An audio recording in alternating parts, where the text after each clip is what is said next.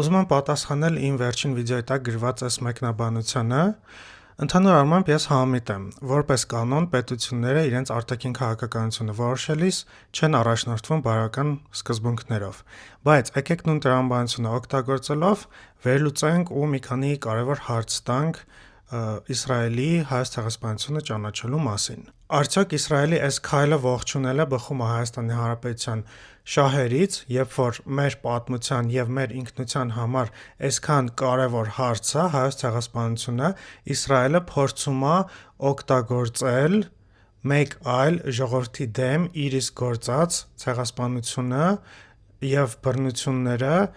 whitewash անելու համար։ Որքանով է Հայաստանի Հանրապետությանը ձեռք տալիս ողջունել Իսրայելի այս քայլը,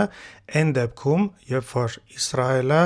իր մեծ ներդրումը ունի ընդամենը մի քանի տարի առաջ Արցախից 120,000 հայի էթնիկ զտման հարցի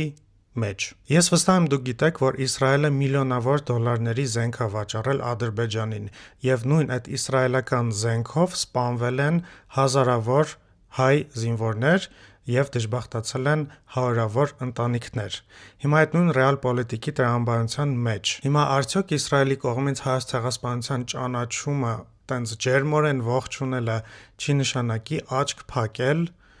այս ամեն ինչի վրա։ Սա Հայոց ցեղասպանությունը օգտագործելու լկտի փորձ է, ես ուրիշ բառ չեմ գտնում,